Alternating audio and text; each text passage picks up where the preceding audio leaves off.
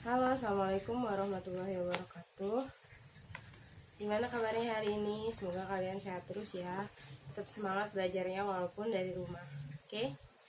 Hari ini materi kelas 9 pertemuan kelima ya.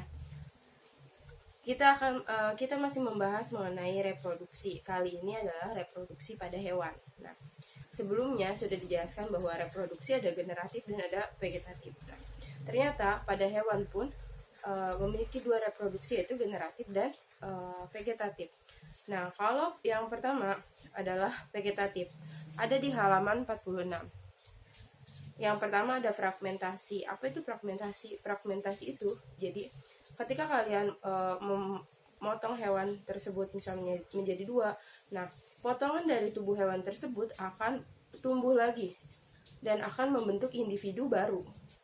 Contohnya itu pada bintang laut, kemudian pada cacing tanah, atau yang di buku itu pada planaria. Mungkin kalau kalian belum familiar dengan planaria, kalian bisa nanti mempraktikkan dengan menggunakan cacing tanah. Oke.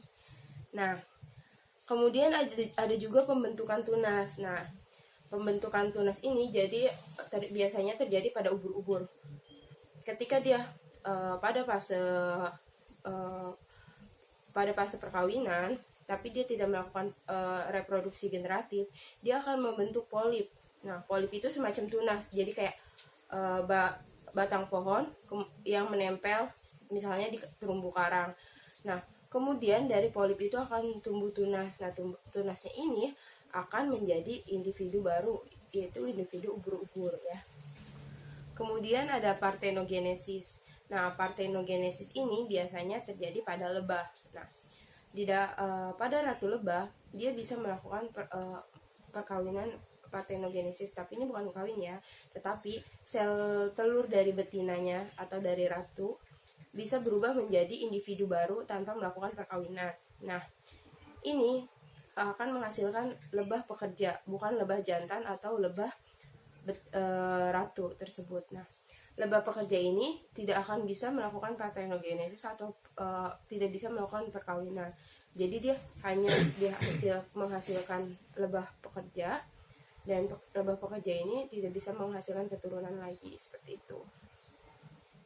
Nah, yang kedua ada reproduksi generatif. Nah, reproduksi generatif pada hewan. Yang pertama ada gametogenesis yang dibagi menjadi dua, yaitu spermatogenesis dan oogenesis. Spermatogenesis akan menghasilkan sperma atau gamet jantan, sedangkan oogenesis akan menghasilkan sel telur atau gamet betina. Nah, di sini kita bisa tahu bahwa pada manusia tidak ada yang namanya reproduksi vegetatif, hanya reproduksi generatif ya. Tentu saja manusia tidak bisa melakukan perkawinan sendiri, masa membentuk tunas atau dipotong nanti bisa hidup lagi, kan nggak mungkin ya. Kemudian yang ketiga ada metamorfosis. Nah, metamorfosis adalah perubahan bentuk sebelum menjadi bentuk yang sesungguhnya. Ini udah dipelajari dari SD ya. Yang paling gampang contohnya adalah kupu-kupu. Nah, yang pertama kan telur, ulat, kepompong, kemudian menjadi kupu-kupu.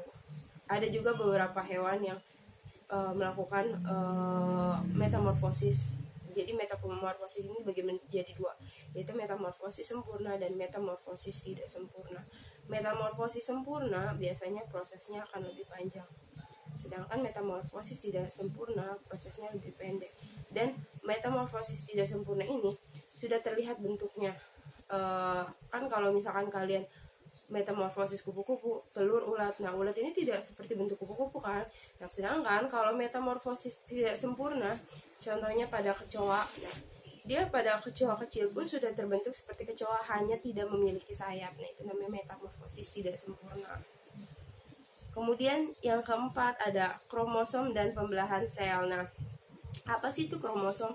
Kromosom adalah kumpulan dari DNA. Jadi kumpulan dari DNA akan membentuk suatu benang yang namanya benang kromosom. Nah, kemudian ada mitosis. Mitosis ini perubahan pembelahan sel menjadi dua sel baru dengan jumlah kromosom sama dengan induknya. Ada juga meiosis, yaitu pembelahan sel menjadi 4 sel baru dengan jumlah kromosom setengah dari jumlah induknya ya. Jadi jelas mitosis adalah pembelahan sel menjadi 2, sedangkan meiosis menjadi 4 dengan jumlahnya ada yang setengahnya, ada yang sama dengan induknya. Seperti itu. Untuk minggu depan kalian akan melakukan penilaian harian. Ibu memberikan 2 opsi. Yang pertama, kalian ujian lisan. Yang kedua itu kalian melakukan praktikum partenogenesis. Terserah kalian mau milih yang mana. Ini tidak mengikuti suara terbanyak, tetapi setiap orang kalau misalkan walaupun satu orang yang cuma mau ujian lisan nggak apa-apa. Oke? Nah, itu ada di halaman 47. Kalian bisa lihat nanti kalau misalkan emang kalian ingin melakukan praktikum fragmentasi, Ibu akan kirimkan format laporannya. Nah, itu dilakukan secara individu untuk penilaian harian. Sekian materi hari ini. Assalamualaikum warahmatullahi wabarakatuh.